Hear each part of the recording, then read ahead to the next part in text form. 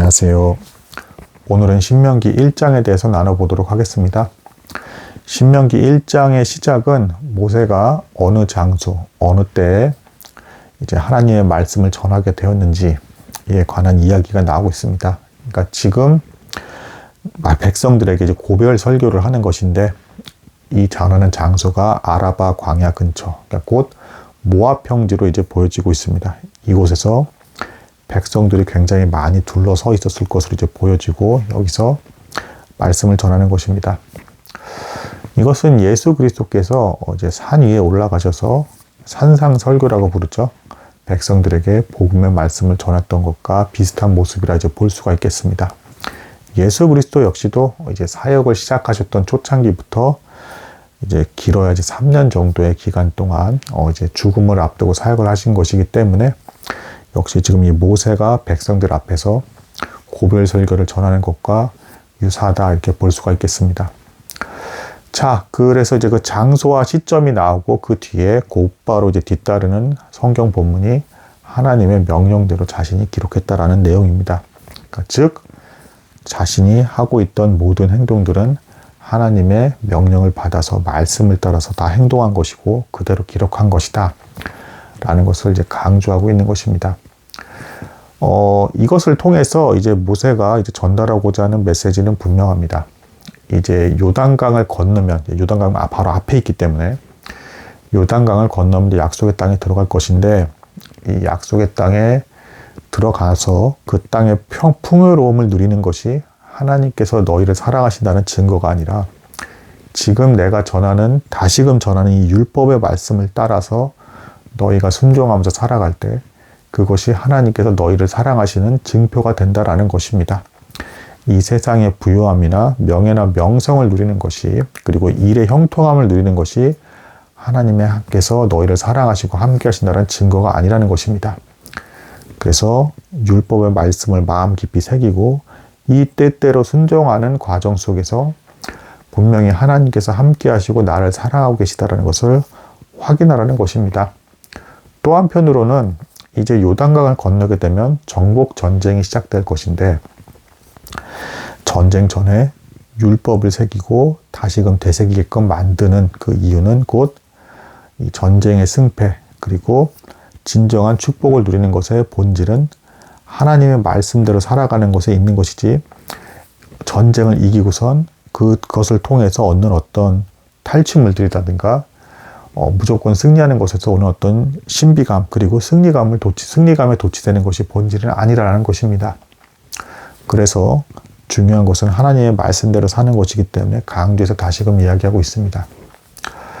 또 이제 이런 측면으로서의 이제 해석도 이제 존재합니다. 뭐냐면, 모세는 율법을 받아서 말하고 전달하고 백성들이 지킬 수 있게끔 광야에서 함께 훈련하는 그 기간을 감당을 했지만, 이제 약속의 땅에서의 정복 전쟁은 여호수아가 감당할 것입니다. 즉 모세는 이제 다가올 예수 그리스도의 그림자이고 폐하해질 것이다. 이 율법도 본질이 폐해지는 것은 아니지만 형식적인 의식법들 같은 것들이 이제 다 폐해지면서 실질적으로는 예수 그리스도를 통한 복음을 통해서 정복 전쟁이 이루어질 것이다. 교회가 세워질 것이다. 우리의 내면이 예수 그리스도를 통한 복음으로 말미암아 변화될 것이다 라는 것을 암시하는 것이다 라고 이렇게 해석할 수도 있는 것입니다. 실제로 신명기의 이 제목 자체가 제2의 율법이라는 그 이름 자체가 율법이 새롭게 갱신되어서 복음으로 대체될 것이라는 것을 암시하고 있는 것이다 라고 이제 볼 수도 있겠습니다. 자, 이 모세는 자신이 하나님의 말씀대로 분명히 행하고 지키고 기록했다라는 것을 강조해서 이야기하고 있습니다. 그 이후에 본문에 이어지는 것은 곧바로 지휘관들에 관한 이제 이야기가 나오고 있습니다. 이것은 어찌 보면 너무도 당연합니다. 자신이 죽고 난 이후에 여호수아와 지휘관들이 백성들을 이제 다루고 가르칠 것이기 때문에 이들의 역할이 이제 너무도 중요했던 것입니다. 그래서 이 지휘관들 역시도 율법을 떠나지 말고 말씀을 항상 기억하면서 그 뜻대로 백성들을 치리하고 섬기고 올바른 길로 인도하기를 바랬던 것으로 이제 보여집니다. 여기서 이제 중간에 본문을 보시면 놀라운 부분이 있는데, 좀 더 이제 상세히 나온 부분이지만 이 지휘관들을 백성들이 이제 선택했다라는 이제 표현에 본문 내용이 나옵니다. 이것은 곧 모세가 백성들을 군림하는 왕처럼 다스렸다라는 게 아니라 철저히 하나님의 말씀을 받아서 사랑으로서 이들을 인도했다라는 것입니다. 그리고 모세가 예수 그리스도를 나타내는 예표하는 인물이라는 것을 볼 때 예수 그리스도 역시 우리를 사랑으로 다스리고 사랑의 나라를 이루시는 분이시다라는 것을 알 수가 있습니다.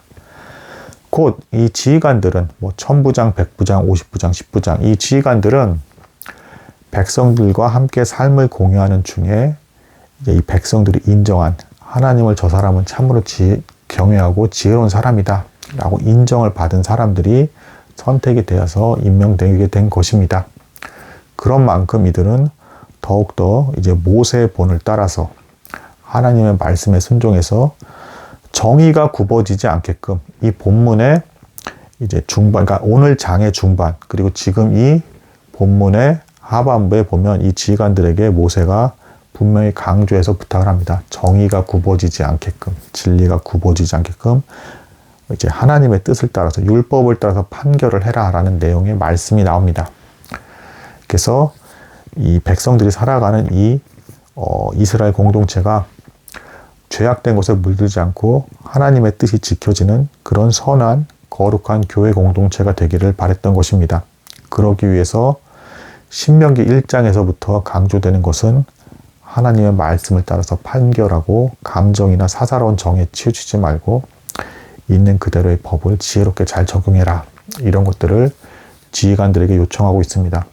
그리고 모세 본인은 이미 이 지휘관들에게 자신이 그렇게 살았음을 삶으로써 이제 증거하고 본을 보이고 있다라고 볼 수가 있겠습니다. 자, 그리고 이 1장의 중반 이후부터 이제 끝까지는 안타깝지만 이 백성들의 광야에서 여정이 짤막하게 축약적으로 집약적으로 나오면서 그 후반부에는 이제 그 약속의 땅을 앞에 두고 정탐꾼을 보냈다가 오히려 약속의 땅을 없인 여기고 하나님의 이름을 망령되게 이제 한 그 사건에 대한 그 일을 다시금 기억해 하고 있습니다. 그만큼 너희가 쉽게 타락하고 죄악된 것에 쉽게 타협을 하면서 율법의 말씀과 하나님의 가르침에 대해서는 쉽게 멀어질 수 있다. 불신앙적인 태도를 너무도 쉽게 저질 수 있다.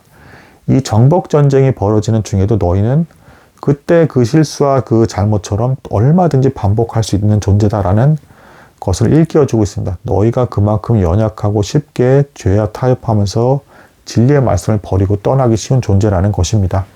그래서 거기에 대한 경각심을 주기 위해서 그때 잘못된 것을 다시금 기억해 함으로써 다시는 그런 일이 발생하지 않게끔 너희 스스로 마음을 잘 지키고 힘써 행하라 라는 이런 가르침을 주는 내용이라 볼 수가 있겠습니다. 자, 1장 이후에도 이제 4장까지 이제 대략적인 여행의 여정, 광야에서 있었던 일들을 다시금 쭉 복구하면서 이스라엘 백성들이 반드시 지켜가야 될 것이 무엇인지를 반복적으로 모세는 가르쳐 주고 있습니다. 그리고 5장에서는 다시금 신명기를 이제 10계명을 이제 그 말해 줌으로써 백성들이 율법의 본체라고 할 수 있는 그 10계명 말씀을 통해서 요약적으로 핵심을 잘 지켜서 떠나지 않기를 바라는 이제 그런 모습이 보여진다고 이제 볼 수가 있겠습니다.